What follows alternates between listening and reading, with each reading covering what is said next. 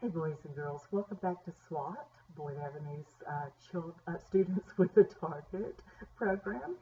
Some of y'all have been working so hard on your targets. Hey, great job Matthew and Allie. I love the videos that you sent me with you saying your targets. Those are great. The rest of us, let's keep working on our targets. Get those videos ready to come to me. Let me see what you're doing. I want you to be sure and get as many of your awards as you can this semester. I want to ask you a question. How many of you are afraid of something, like somebody sneaking up behind you and yelling boo? Or maybe, like me, it would be reading out loud. I don't like to read out loud. What if I miss a word? It just kind of scares me to read out loud in front of people. What about spiders? When I was little, my sister and I would share a room. We'd be in the dark, which I didn't like either. And I'd be just about ready to go to sleep, and she'd go, "Hey, Beth," and I'd wake up and look up, and she would have her hand in front of my face like this, doing this. Now, I'm sorry, but when you're in the dark and you just have enough light to see something doing this, try it. Put your hand in front of your face. Doesn't that look like a spider with legs about to land on your face? I would come up screaming and fighting, and she'd just die laughing. I'd realize what she did. I'd hit her, and then we'd both die laughing. So laughter was great to help get away from our fears. There are lots of things that help us with our fears, like in the dark. Maybe it's just a light that helps you, keeping a night light on. Well, our fourth judge in the book of Judges was Gideon. And Gideon was not a brave man. Remember? Gideon was very afraid. Well, we talked about that last week. Now, Gideon was afraid of the Midianites. He had every right to be afraid of them.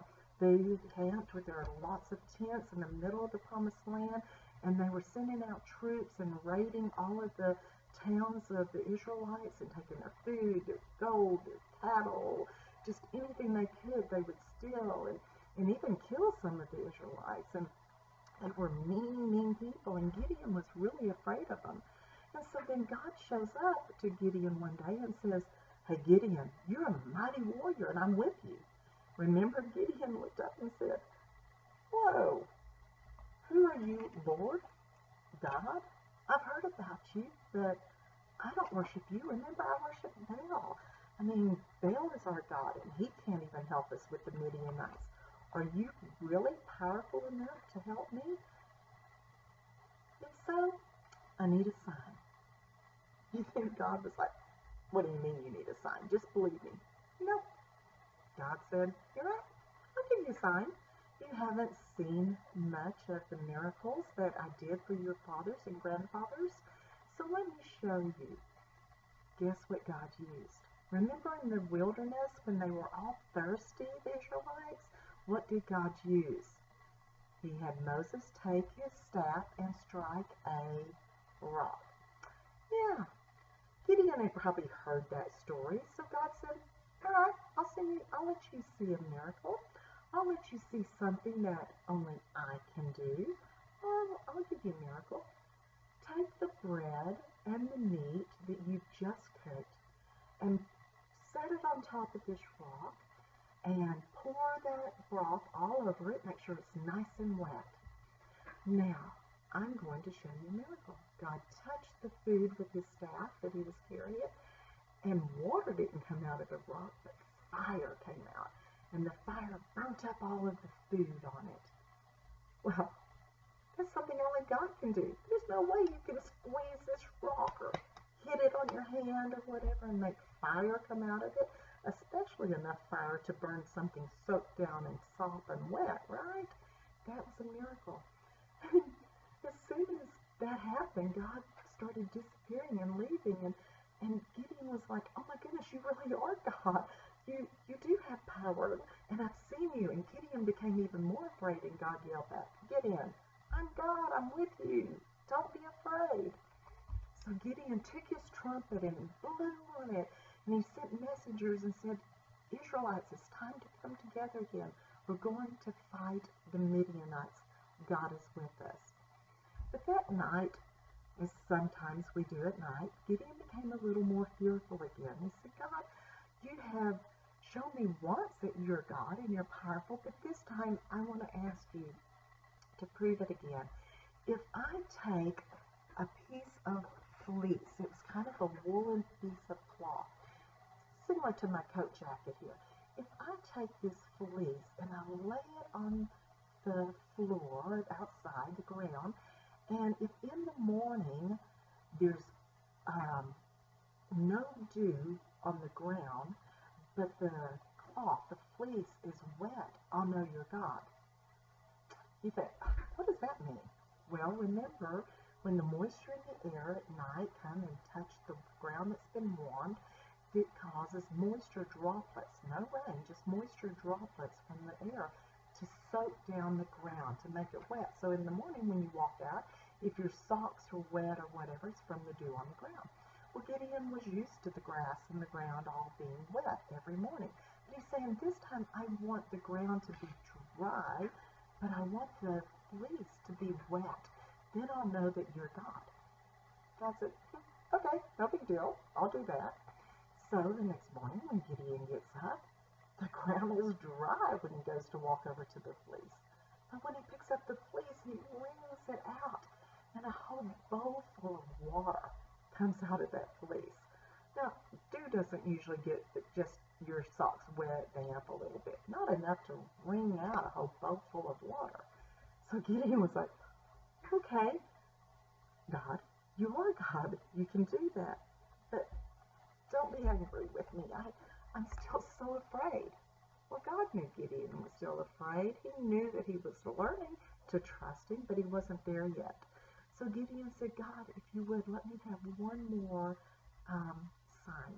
What I want now is us just do that in reverse. This time, tonight, when I put the fleece out there, instead, can it be dry and the ground being wet?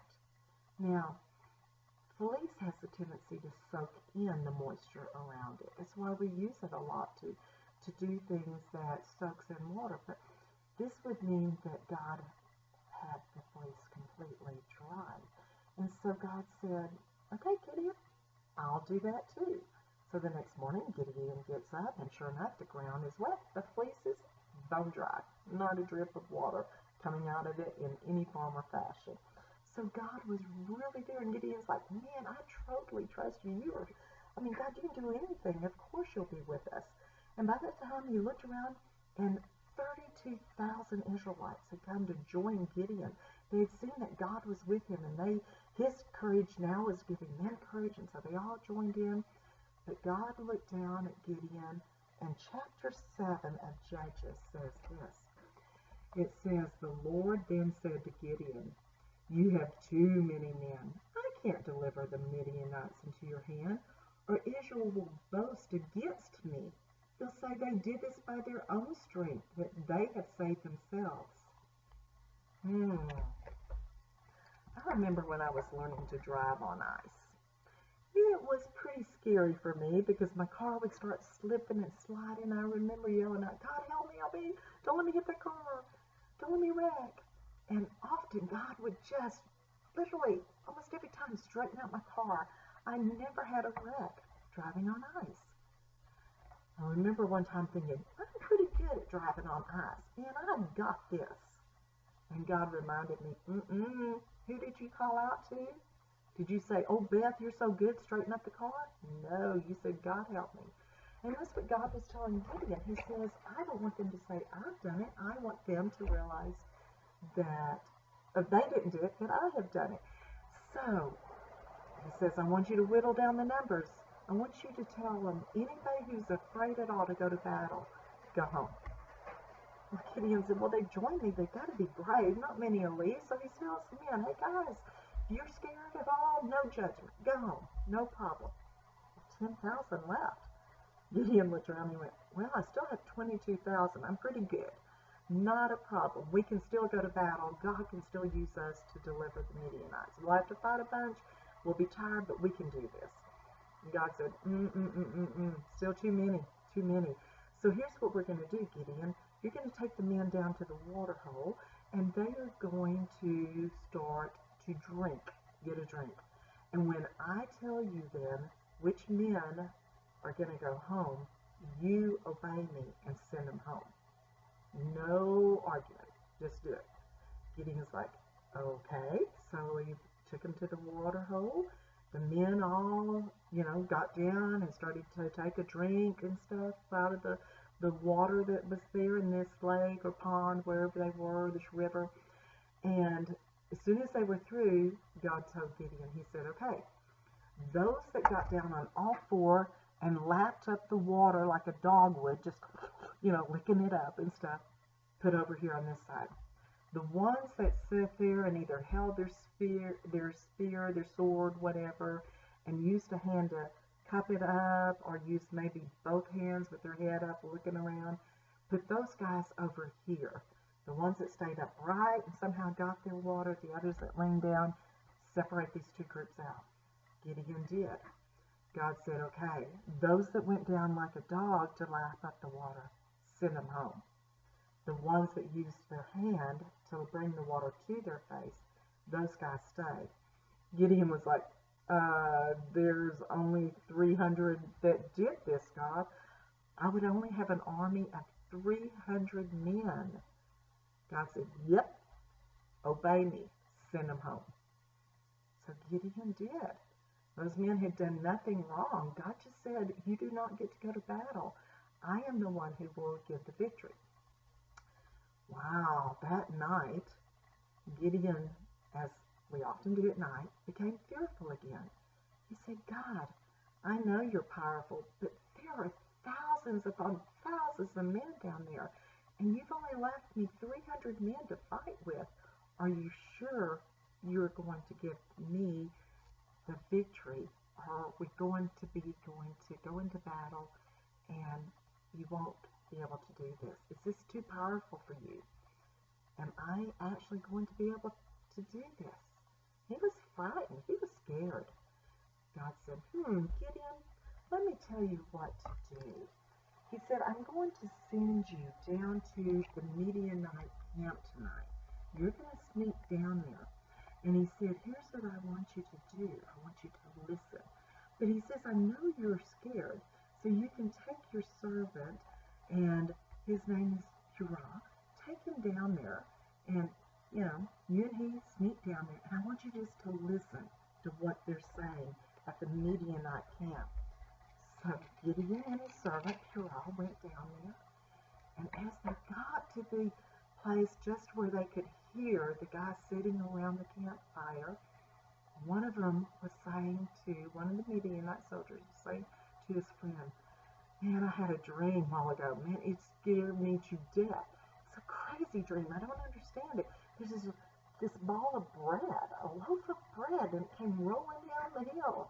And as it rolled down the hill, it hit our tent and just collapsed my tent. It just went flying by a loaf of bread. What does that mean?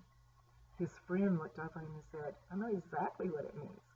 It means the Israelites, Gideon, his God is with him. They're coming, and we will be destroyed by Gideon. All of us will be destroyed by Gideon and his God. Wow, that's all Gideon needed. He went with his servant back up to the guys, said, guys, we're marching now. It's not time, but we're marching now. You only get to take 3 things with you. 3 things with you. This is what God said to take with you that we're going to use. You're going to take a torch. Now this is kind of like a torch, but theirs is probably more just a big stick. They probably wrapped oil-soaked rags on the end of it, set it on fire, because they were going to need to see where to go, right? But instead of letting their torches shine, they had to take a clay pot, and they had to take it and dump upside down so that it covered the light of their torch. And then they could see kind of where they walked with the light coming out the bottom of the pot stuff. They could kind of see where to walk, but nobody out there could see those light of the torches. So he said, we're going to go with these 2 things and a trumpet. Make sure you have your trumpet with you, because when I say break your clay pot and let the light shine, you're going to shine your light You're going to blow your trumpet and you're going to yell, by the power of the sword of Gideon and the Lord. And you're going to scream it and blow your trumpets as loud as you can. So that's what they did. They divided into 100 men each around the campground. When they got there, the Midianites were still sound asleep in their tents. And all of a sudden they woke up to the sound of trumpets and screaming about the power of God and Gideon. And they became so fearful that what do you do in the middle of the night when you're fearful? Like me with my sister, I came up fighting. Well, that's what they did. They came up fighting. They grabbed their swords and they started slashing out and going to battle with whoever was around them. Well, who was around them? Their fellow Midianite. So by the time they finished and began to think about what was going on, many of them had destroyed each other, and God had given the battle to Gideon. He was able to chase after the few that were escaping. God won the battle. Gideon did not have to do as much as he thought he was going to have to do. Did God desert Gideon? No. Did God choose just a few men? Yes. God is a powerful God. So when we are afraid, we can have a rock or something in our hand if we want, but where is our real strength coming from? God. Who do we call to help us? God. God says, I will be with you. I will never leave you. So this week, as you think about the story of Gideon and stuff, you might want to see with your parents how you can make condensation or dew. Maybe take your pair of glasses and blow on them and see that condensation. It's not enough to wring out, but that's moisture. God used a bunch of that in a miraculous way to prove he was a powerful God. Y'all have a great week. Bye.